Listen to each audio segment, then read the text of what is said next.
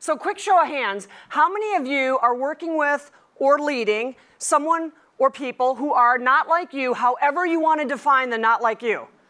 Right, should be every single person in the room. Okay, that concludes my presentation. Thank you.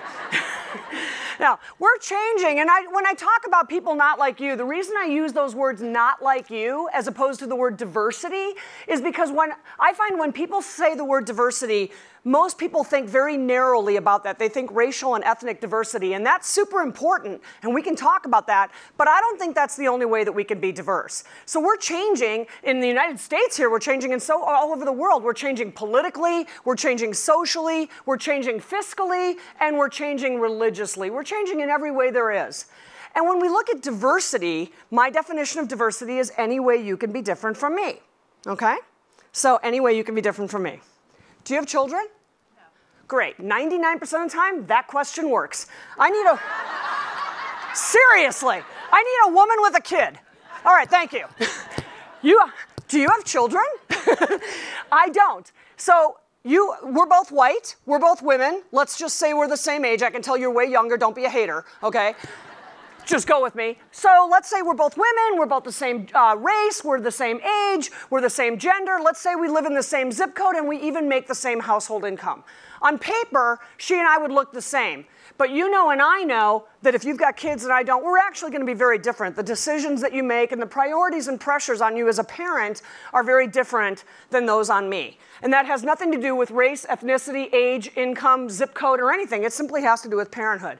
So diversity comes in many forms, and aside from all the obvious things like generational differences, color of skin, here's some ways that you might not have thought about it from a work standpoint. How about introverts versus extroverts? I'm an extrovert, can you tell? My husband is an introvert. He hates people. So he seriously does. I mean, like the doorbell rings and he's like, can you get it? Yeah. How about creative versus analytic thinking, right? Somebody who's an engineer or an accountant is going to think very differently than someone who's a graphic designer.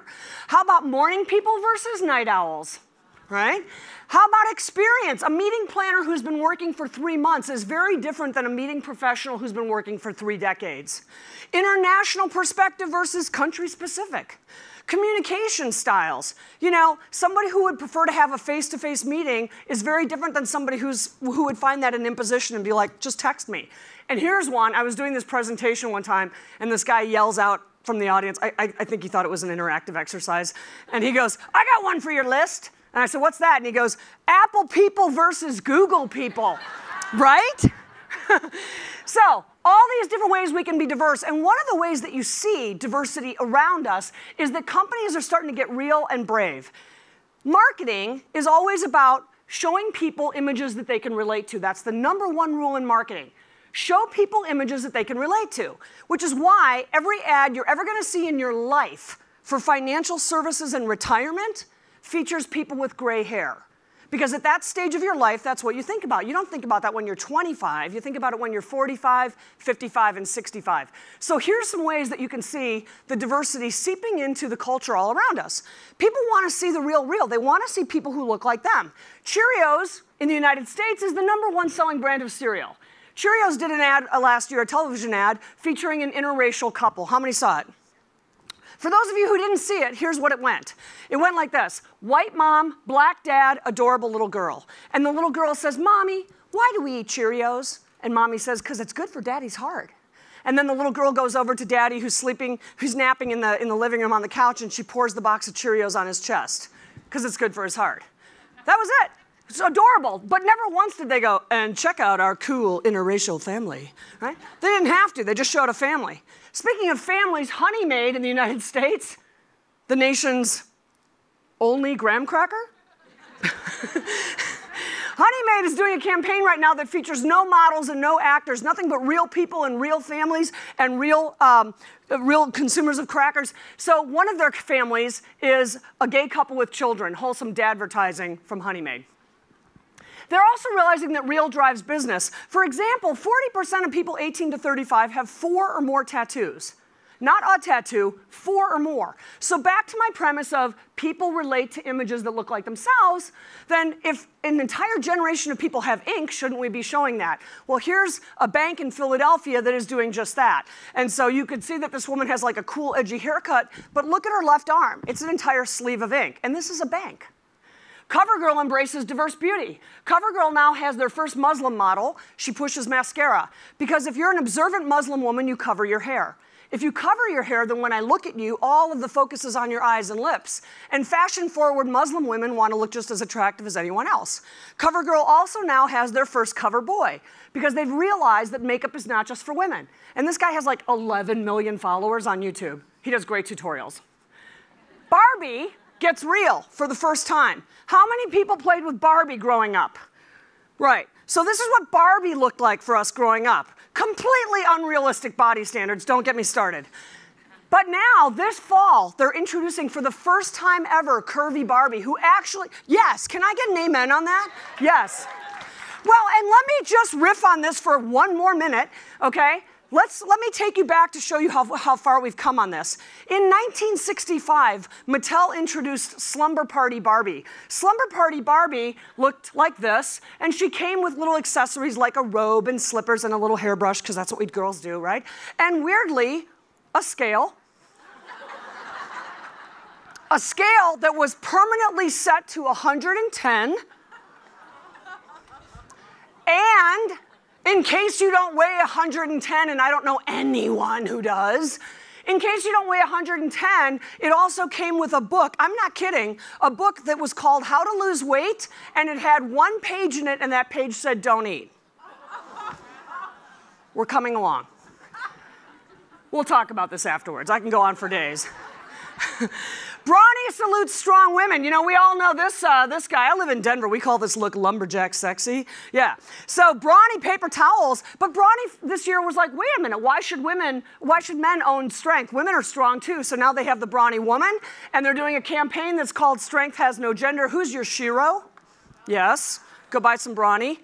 The new Gerber baby is real and irresistible. For 5 decades, we've had an illustration, not actually even a baby. Now we actually have an adorable baby. And not only is this baby super adorable, this baby has Down syndrome. Go Gerbers. And speaking of Down syndrome, Target ads feature children with Down syndrome. Target makes their money primarily on children's clothing and children's toys. Don't all children wear clothing? Don't all children play with toys? I think what's cool about this is in my lifetime, I've seen a shift. Children like this were once hidden away. We don't hide children like this away anymore. We celebrate them. So those are just some of the ways that you can see the diversity all around us. But let's get back to business. Our differences can actually create friction at work. When you're working with someone who's not like you, you're not going to see eye to eye on everything. So it can create friction. One of the most common things I get is older executives that bring me in to speak for them, and they're like, what about millennials? What do we do about these millennials? They don't have a work ethic. They want to leave at 4 o'clock and go to their yoga class. They want to bring their dog to work. Yeah, what about these millennials? I can't stand the millennials. And I'm always telling them, if you feel the friction, that chances are the other person's feeling the friction too. So these guys are like, rah, rah, rah, rah, millennials. But the millennials are like, how come he can't open an attachment?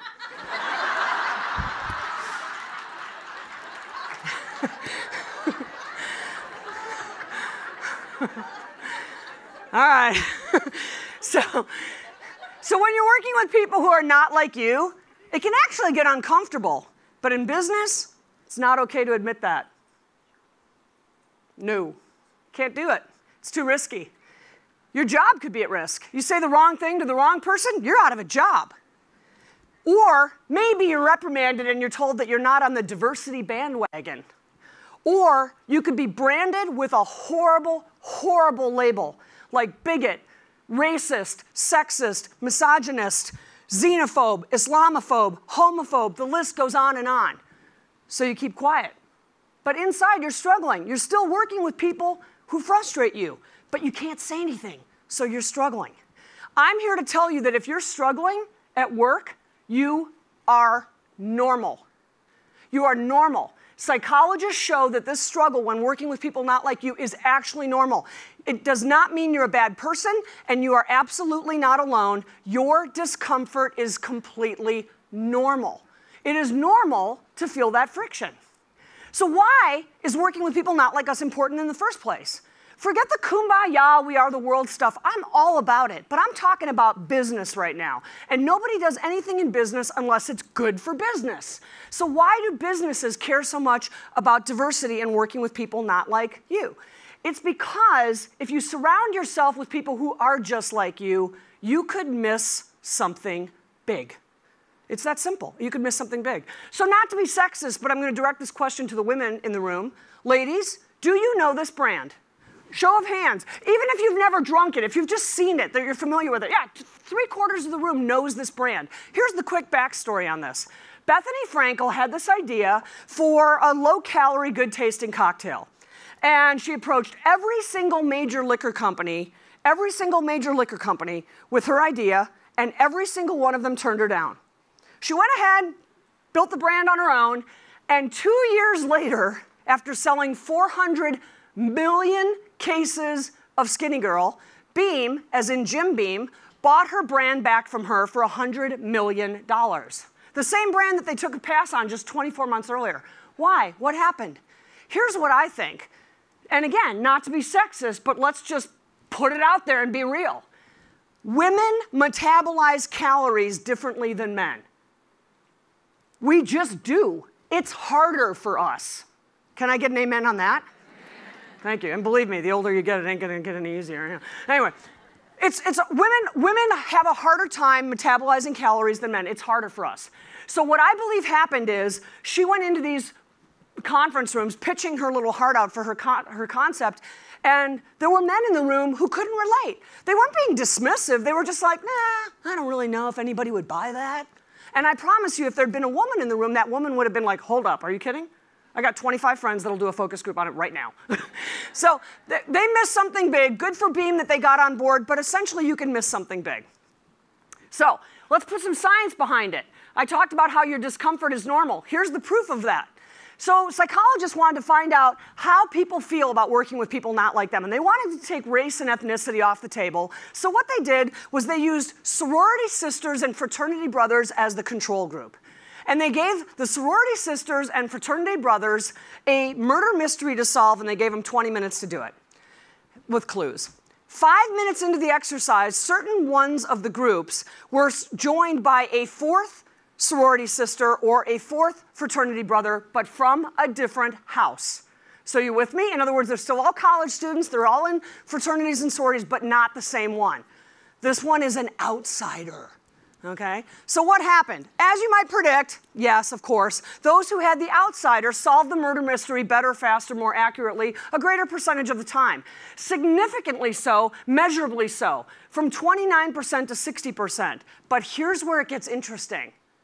When asked afterwards, congratulations, oh my gosh, you won. Your sorority won, or your fraternity won. Bravo! Didn't that feel awesome? Isn't winning great?